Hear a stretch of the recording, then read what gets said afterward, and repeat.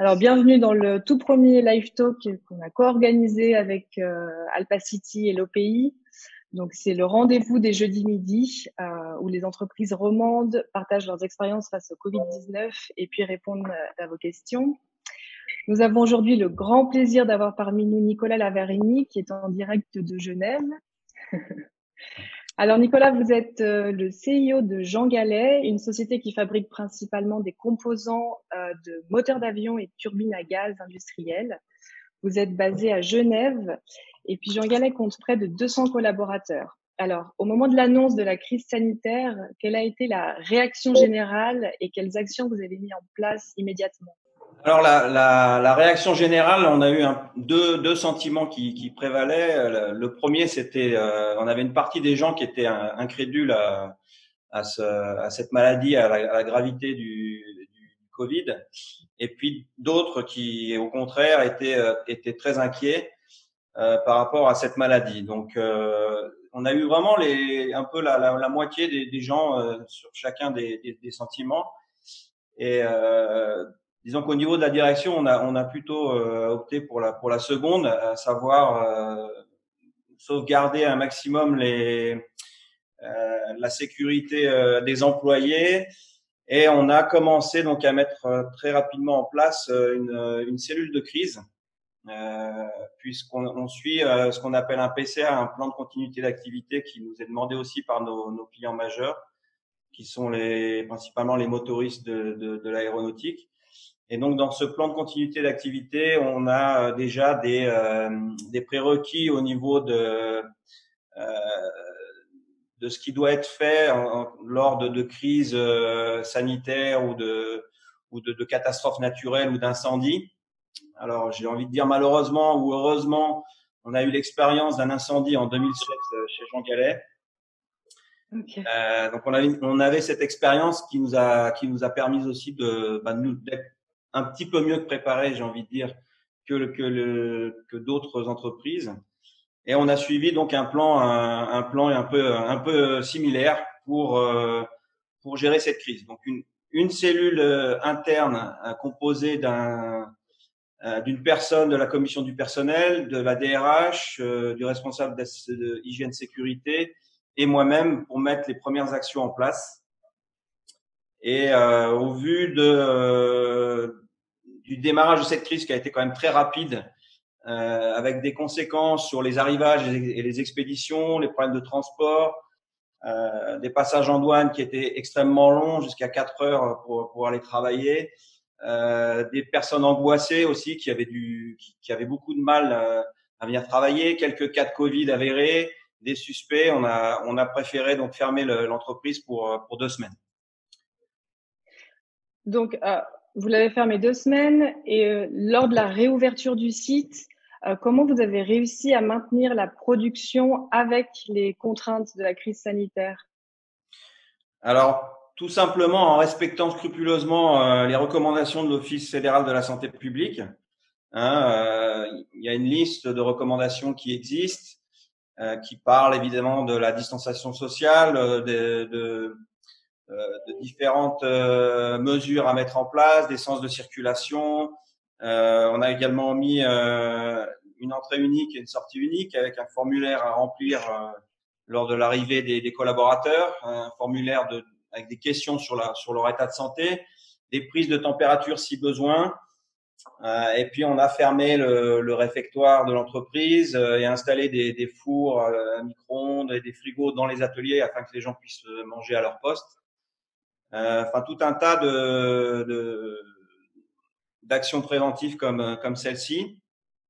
Et puis on a préparé des modes de reprise de travail. Donc il y en a 6 modes de reprise de travail, comme par exemple le RHT en alternance ou les équipes réduites une semaine sur 2, ou un modèle de journée raccourcie afin de permettre de garantir les 2 mètres de distanciation sociale pour les bureaux confinés. Enfin voilà, toutes ces choses-là ont été mises en place pour permettre un redémarrage serein.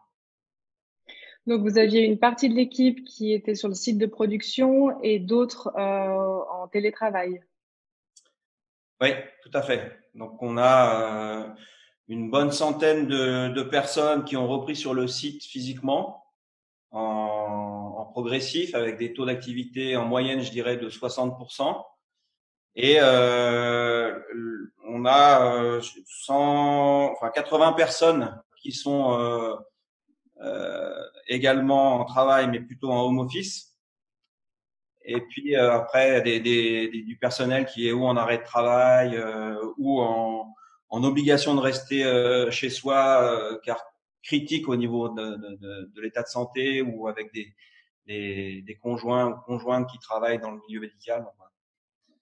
Alors justement, comment on gère les équipes à distance et puis surtout comment on maintient la motivation des collaborateurs? Alors la chose essentielle, c'est la communication, hein. Il n'y a rien de pire que de ne pas savoir où on va. Donc on a mis en place, une fois qu'on a fermé l'entreprise, on a mis en place une cellule de gestion de crise externe où là intervenait le conseil d'administration, donc avec euh, des réunions quotidiennes sur les premières semaines, hein. On faisait des visios tous les jours pour discuter des différentes problématiques. La première a été bien évidemment le problème de gestion de la trésorerie. Et puis tout ce qui était relatif au RHT, à la situation sanitaire ou autres relations avec les organisations fêtières. Donc ça se faisait tous les jours. Et on redescendait ensuite une communication aussi quotidienne à tous les collaborateurs par le biais de leurs adresses email personnelles ou sur leur poste de travail pour ceux qui avaient repris le travail, avec des pop-up, des warnings. Donc chaque fois que la personne ouvre son PC le matin, il y a l'info qui s'affiche avec les dernières données qui avaient été discutées la veille par le conseil d'administration. Donc ça, c'est un des axes de communication. Ensuite, on a tourné une vidéo sur la reprise pour aussi motiver les gens à reprendre, hein, quand ils ont vu les machines tourner, les opérateurs qui étaient contents et fiers de redémarrer. On a fait passer cette vidéo sur LinkedIn.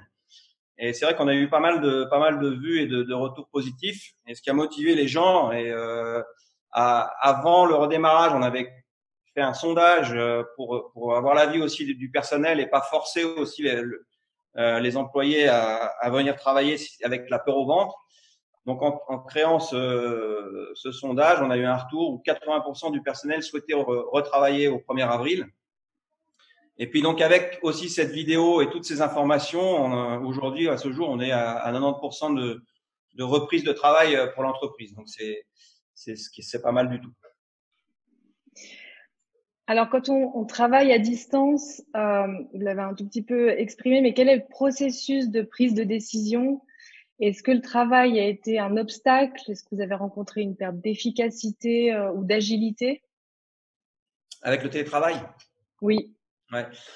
Non, alors c'est pas du tout un frein, bien au contraire, hein. On a comme je l'ai dit donc organisé cette task force, mais au-delà de la task force, on a également créé des groupes WhatsApp qui correspondaient avec on va dire l'organigramme de l'entreprise, hein, un groupe opération, un groupe production, un groupe technique. Donc on retrouve un petit peu l'organigramme de la société avec les groupes WhatsApp. Donc on communique en permanence. Je dirais qu'on est même presque plus réactif puisque les gens répondent assez facilement sous WhatsApp. Donc c'est presque du 7 jours sur 7, 24 heures sur 24. Hein. Les gens, ça les dérange pas de répondre le week-end ou tard le soir. Donc on perd pas du tout de réactivité, bien au contraire. Après il y a l'aspect physique et rencontre. C'est clair que c'est pas la même chose puisqu'on est à distance, mais ça reste quand même efficace. Alors, je sais que chez Jean Gallet, vous travaillez déjà depuis quelque temps sur une réorganisation interne qui tend vers l'intelligence collective. Est-ce que les effets du Covid-19 est un frein ou une accélération au changement? Alors non, c'est pas du tout un frein, bien au contraire, hein. C'est des outils qui permettent, comme je le disais, de communiquer encore plus vite, d'une façon encore plus réactive. Et donc, il y a des groupes qui respectent une certaine hiérarchie, mais d'autres groupes qui sont purement projet. Hein. Donc, on a aussi des groupes WhatsApp qui sont projet, à la fois des projets au niveau des achats ou des projets plus techniques. On s'est lancé aussi dans la réalisation d'un prototype pour une machine un peu spéciale. Et tout ça, c'est fait d'une façon très, très naturelle. Donc, c'est pas du tout un frein. Hein, je dirais que c'est un outil supplémentaire pour travailler d'une façon beaucoup plus transversale, puisque nous, c'est ce qu'on a mis en place depuis le début de l'année avec la nouvelle direction générale. L'idée étant vraiment de travailler sur des thèmes spécifiques avec un panel de personnes issues de différents services, avec différentes expériences, et d'utiliser donc cette intelligence collective comme une force pour trouver des solutions bien plus performantes que ce qu'on peut faire quand on est seul dans son coin à travailler. Donc, je dirais que c'est plutôt un accélérateur. Bon, c'est une bonne nouvelle. Merci Nicolas. On va maintenant passer et laisser la parole aux participants pour poser leurs questions. Alors, je vous invite à allumer vos micros ou à écrire directement sur le module conversé de Zoom. Je vous laisse quelques secondes. Donc, Nicolas, vous avez mis en place des pratiques extraordinaires avec cette crise. Communication accrue, mise en place de sondages, des groupes WhatsApp. Est-ce que vous allez garder certaines pratiques après crise, celles qui vous ont semblé les plus pertinentes? J'ai envie de dire qu'on est toujours en crise, donc on utilise toujours les mêmes outils. C'est clair que la crise, elle est en train de s'estomper, mais elle va durer, à mon avis, très longtemps. Hein. Donc il y a la partie sanitaire, mais il y a surtout ce qui apparaît maintenant, ça va être la crise économique qui nous touche de plein fouet puisqu'on est dans le domaine de l'aéronautique. Donc oui, évidemment, on va continuer de conserver les outils comme les groupes WhatsApp, comme l'utilisation de logiciels comme Skype ou Zoom pour faire des réunions notamment avec nos clients, puisque aujourd'hui on ne peut pas rencontrer nos clients en direct ni nos fournisseurs. Donc je pense que tout ce qui est home office, vidéoconférence va prendre une part plus importante dans le quotidien à partir d'aujourd'hui. Et généraliser les sondages? Alors ça, on avait déjà commencé à le faire, puisqu'on a l'année dernière, en fait, avant de prendre la fonction de directeur général, j'étais adjoint à notre ancienne CEO. Et pour préparer la nouvelle stratégie, on avait organisé des petits déjeuners avec une vingtaine de personnes tous les mois pour rencontrer l'ensemble des effectifs sur l'année. Et l'idée était de faire remonter les besoins, les inquiétudes, les actions d'amélioration de chacun. Et il en est ressorti 3 thèmes principaux sur lesquels on a basé en fait la nouvelle stratégie. Donc la création aussi des groupes de travail collaboratifs, ce qu'on appelle les GTC chez nous, et qui permettent de travailler sur des thèmes importants. Et le premier groupe qu'on a monté donc début janvier, c'était celui de la stratégie. Donc on définit la stratégie avec un groupe de 8 personnes. On se réunit tous les 15 jours. Et l'idée, c'est de construire quelque chose de commun et de ne pas avoir simplement l'idée du dirigeant ou des dirigeants, puisque là, le panel est constitué d'un administrateur, de la DRH, du directeur de la qualité, mais aussi des collaborateurs de l'usine qui ont eu des expériences en tant que chef d'entreprise sur des petites structures et qui ont aussi une expérience importante à apporter. Donc, on est de plus en plus dans ce travail de prise de décision à plusieurs. Alors, bien évidemment, au final, c'est la direction générale qui va trancher. Mais l'idée, c'est vraiment de sonder en permanence les gens. Et on le fait aussi avec 2 comités de direction. On a un comité de direction qu'on appelle élargi avec tous les chefs de service. Donc, on est une quinzaine. Et à chaque séance, on a 2 ou 3 décisions à prendre qu'on fait voter en fait durant le comité de direction. Et ensuite, ces actions sont mises en place avec ces décisions. Et dans le second comité de direction, donc qui est plus restreint, on prend plutôt les décisions plus stratégiques au niveau de l'entreprise. Merci.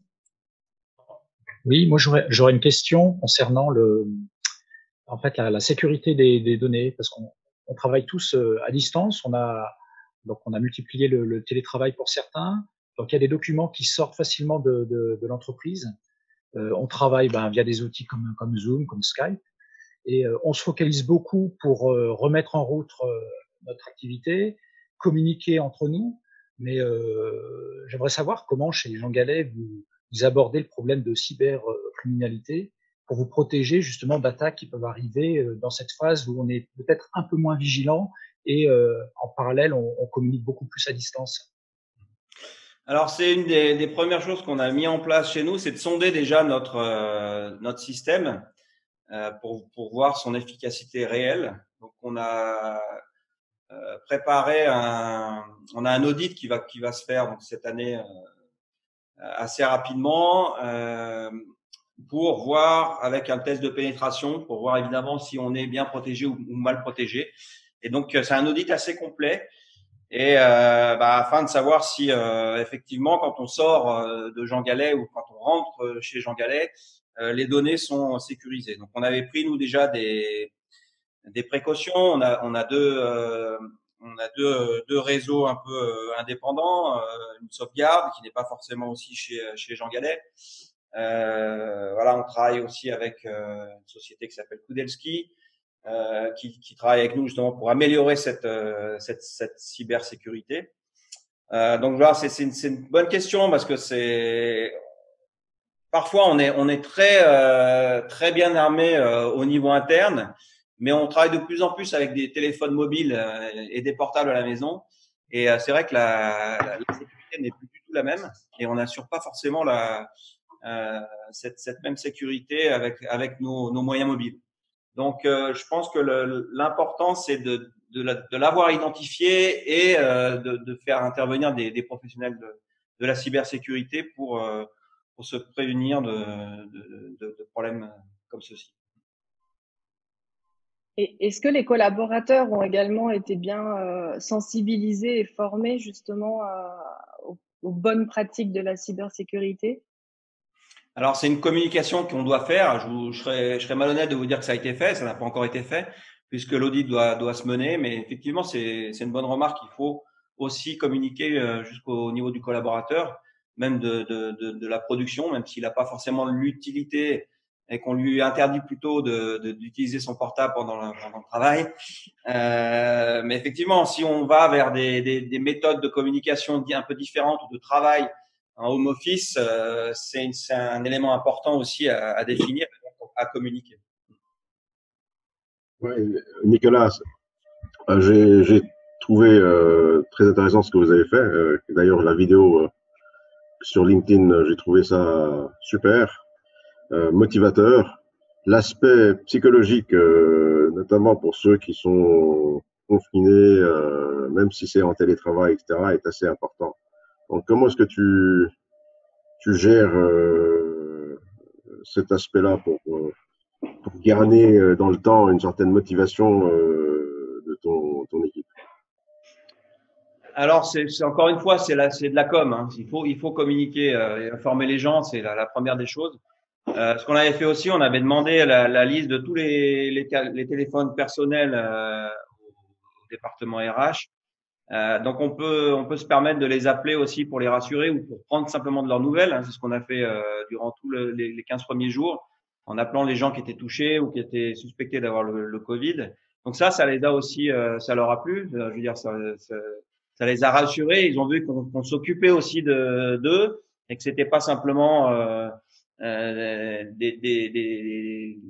du personnel qui était là que pour faire du travail et qu'en dehors du travail il y avait plus de considération. Donc c'est important aussi de s'enquérir de leur niveau de santé.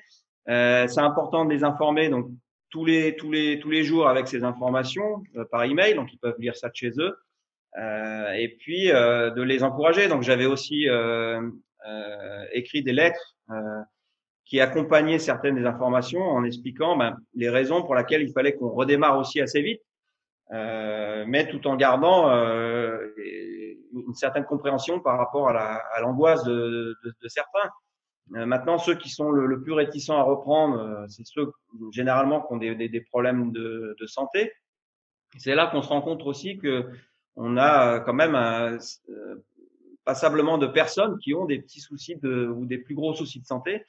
Et on n'en était pas forcément conscient avant. Donc, il faut être à l'écoute de tout ça. Et puis, je dirais, le travail appelle le travail. En voyant le 1er avril, on était 80% d'activité. Aujourd'hui, enfin 80% d'activité, 80% du personnel qui a repris le travail.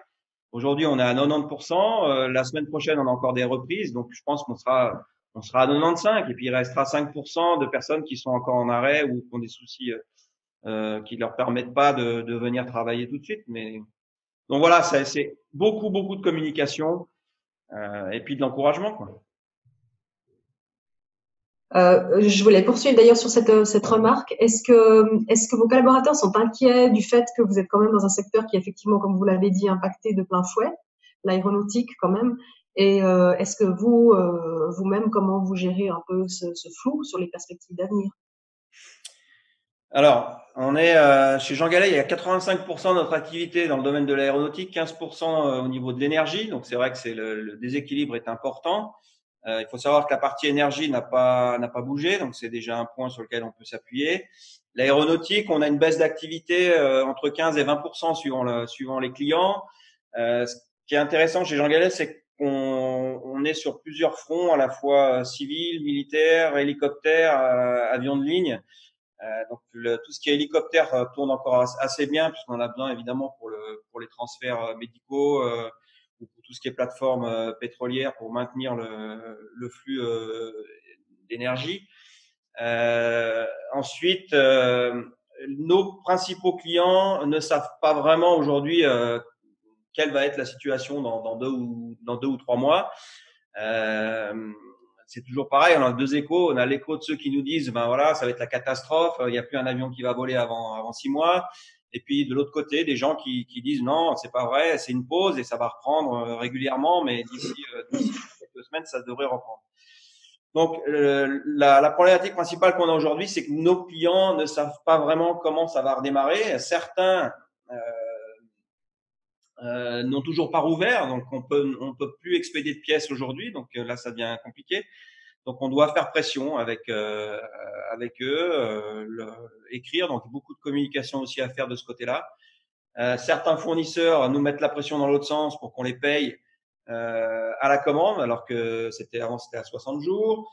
Voilà, donc il y a une bataille qui doit se faire, et puis il faut prendre des appuis où on peut en prendre aussi au niveau politique pour je dirais faire passer la chose du mieux qu'on peut actuellement, mais ça change toutes les semaines.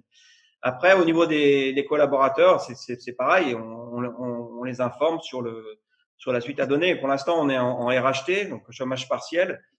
Ça nous permet sur déjà plusieurs mois d'adapter notre capacité à la charge, et puis on verra comment ça évolue. On avait dans la nouvelle stratégie aussi défini un troisième secteur d'activité qu'on souhaitait explorer. Donc c'est quelque chose qu'on a aussi démarré. Donc l'idée étant de rééquilibrer entre l'énergie, l'aéronautique et ce troisième marché.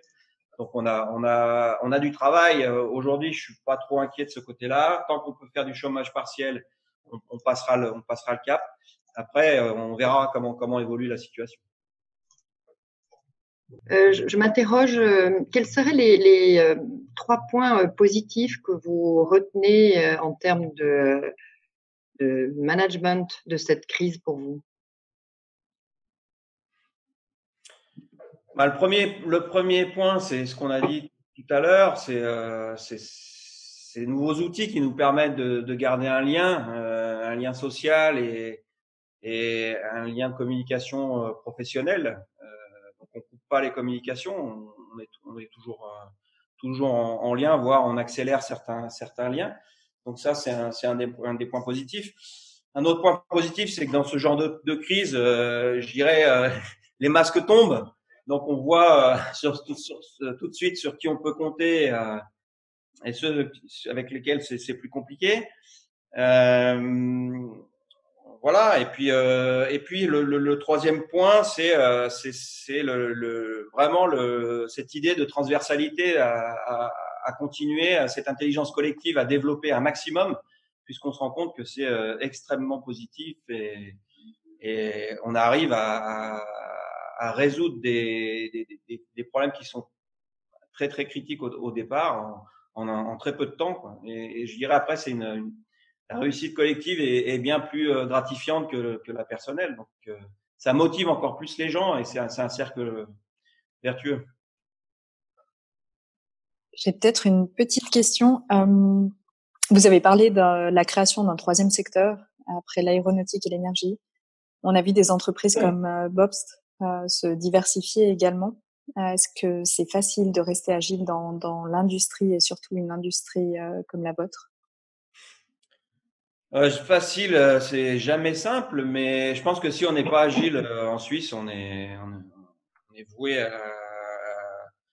à l'échec parce que on doit être en permanence en train d'innover et d'être créatif. Sinon, avec les coûts du travail qui sont quand même plus importants qu'ailleurs, c'est compliqué de régater si on n'est pas créatif. Donc, oui, il faut être agile, c'est clair. Il faut être agile et on doit travailler aussi beaucoup plus qu'en temps normal, quand on est en crise. Donc, c'est ce qu'on a fait dans l'exploration de ce troisième marché. Et vous changez pas votre business model à cause de cette crise non plus? Non, on change pas le business model. Enfin, on le change pas.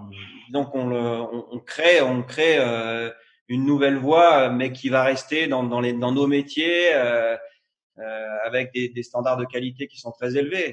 On doit être dans le high tech, sinon on n'a pas notre place.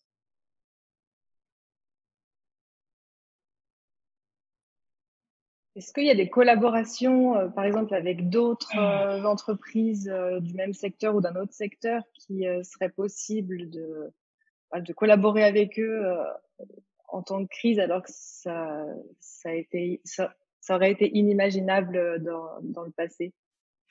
Alors, déjà, on s'appuie sur les organisations fêtières, on s'appuie sur Swissmem, on s'appuie sur l'UIG, on s'appuie aussi sur le département de l'économie.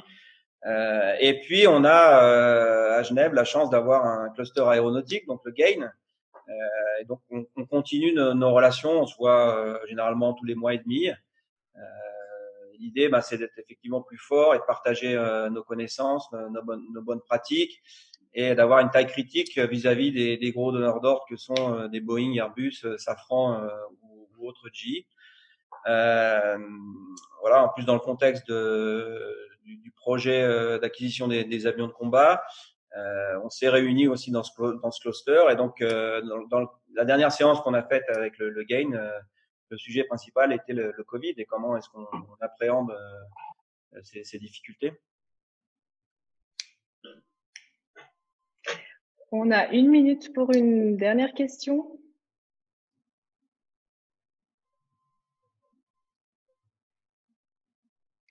Oui, j'en ai une, en fait, une petite question. Je voulais juste savoir, en fait, si vous pensiez, en fait, que lié à cette crise ou les conséquences, ça va réellement changer les mentalités, en fait, dans les chaînes d'approvisionnement.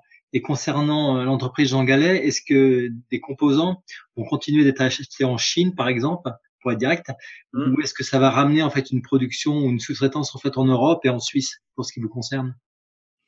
Alors, ce qui concerne l'entreprise Jean Gallet, on n'achète rien en Chine parce qu'on n'a pas de besoin, je dirais, en composants. Nous, on travaille essentiellement la tôle et la matière en barre, en casting. Oui, excusez-moi, je parlais plutôt de vos clients qui achèteraient aussi en Chine et pas chez Jean Gallet. Alors, je pense que ça avait commencé juste avant la crise. Certains de nos clients commençaient à revenir en arrière. En jouant la proximité. Donc, je pense que ça va avoir un effet d'accélérateur pour travailler plus en proximité. Oui. Et puis aussi, malheureusement, certaines entreprises vont faire faillite. Donc, il y aura aussi du travail dans dans la région, je dirais France, Allemagne, enfin l'Europe proche. Donc, je pense que oui, ça va privilégier le travail en réseau beaucoup plus restreint. Ok, merci. Je vous en prie. Alors, nous arrivons à la fin de ce live talk, 30 minutes chrono. Merci beaucoup, Nicolas Lavarini, pour votre témoignage. Merci à vous. Et merci à tous d'avoir été parmi nous. Juste une petite information, le replay sera disponible sur le site d'Alpacity. On vous l'enverra également par email. Et puis, on se retrouve jeudi prochain, même heure, avec Yannick Gerda, CEO de Arsionet, et ce sera en direct du Jura. Alors, merci. Je vous souhaite à tous et à toutes un excellent après-midi. Et puis, à bientôt. Merci pour l'organisation. Au revoir. Merci. Au revoir. Merci. Au revoir. Merci, au revoir.